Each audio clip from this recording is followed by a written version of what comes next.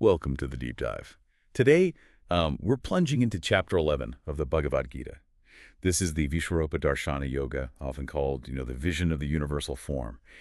And for us, this deep dive isn't just about recounting a story. It's really about exploring what it means when Krishna lifts the veil, reveals the infinite itself, and maybe what that could mean for you. It really is an unparalleled moment in spiritual literature, yeah. It comes right after chapter 10, where Arjuna has heard Krishna describe all these divine glories, and out of that, out of deep devotion and this insatiable curiosity, he makes this really extraordinary request. He really doesn't hold back, does he? He basically says, and I'm paraphrasing slightly here, you show me such compassion, told me these supreme truths. Now, if you think I can handle it, if I'm worthy, show me your cosmic form.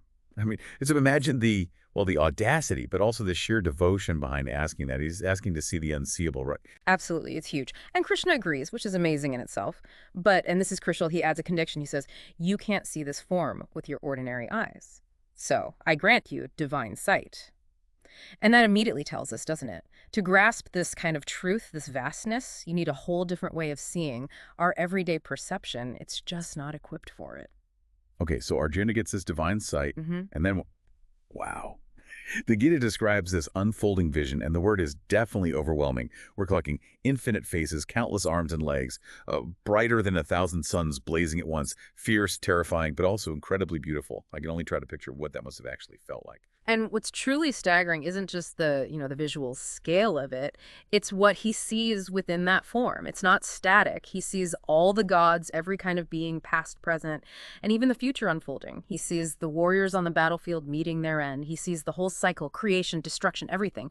Arjuna himself says, I see you without beginning, middle, or end. You're blazing like the fire of universal destruction. And calling Krishna the ancient Purusha, that's acknowledging him as the absolute source, the primordial being. It literally contains everything. Right. So if it's that overwhelming, that vast, yeah. What's the real point? Why show Arjuna this? It can't just be a display of power, surely. That's a great question. And no, it's definitely not just to impress. This vision, it's about waking Arjuna up to the fundamental nature of reality. It underscores that everything is Krishna. Or rather, everything exists within him. All power, all change, birth, death, they're all just manifestations of him. Krishna even says it directly. I am time, the great destroyer of worlds. Right. So it's showing Arjuna and us that the divine isn't separate from creation. The divine is the totality of it. It pushes beyond our limited view. And Arjuna, I mean, this is the guy who's been chatting with Krishna like a friend, his charioteer. How does he actually react? The text says he trembles, he bows down low, he's filled with this incredible reverence. He says things like, you are the primal god, the ancient Purusha. You alone truly know yourself. That's a massive shift. It absolutely is. It completely reframes his relationship with Krishna. And he actually apologizes. He says something like, forgive me, Lord, for ever treating you casually like just a friend. I didn't realize your greatness. But it's important to see this isn't just like raw fear. It's awe. It's reverence born from a sudden profound understanding. It deepens his devotion immensely. He's moved past seeing a friend to seeing the source of everything. Yeah, you can almost feel his shock, his distress even. And Krishna, seeing Arjuna so overwhelmed, he acts with such grace, doesn't he? He tells him, don't be afraid. He confirms, yeah, this form is incredibly rare. Hardly anyone sees it. And then out of compassion, he returns to that gentle, familiar human form. And that's such a beautiful, profound balance right there. You see this glimpse of infinite, almost terrifying cosmic power. But then Krishna chooses accessibility. He chooses to come back, to be the friend walking beside him.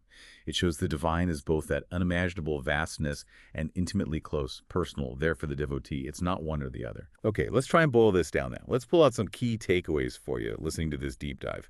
First, I think, is that Chapter 11 forces us to see the divine isn't small or limited. Krishna's cosmic form, containing everything, creation and destruction, shows that all we see and all we don't, it's all part of the divine reality. Right. It expands our whole concept. A second takeaway. This kind of understanding, this vision, it isn't available through just our ordinary senses. It needs that divine sight, which suggests true spiritual insight is more than just intellectual knowledge. It's a deeper perception. A different way of knowing, yeah. Third, Arjuna's reaction really highlights something. True, deep devotion seems to arise when we grasp the divine, not just as a teacher or guide, but as the eternal, all-encompassing reality.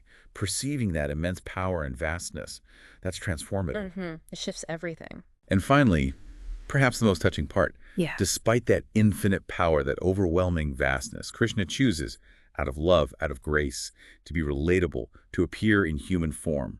It shows the ultimate can be both immeasurably vast and incredibly close. Exactly. So this deep dive into the universal form, it really shows us, I think, that the divine isn't small, and therefore neither are you in your essence. The universe isn't just out there separate from you, it's all held within the divine. And in a very real way, the divine is also within you.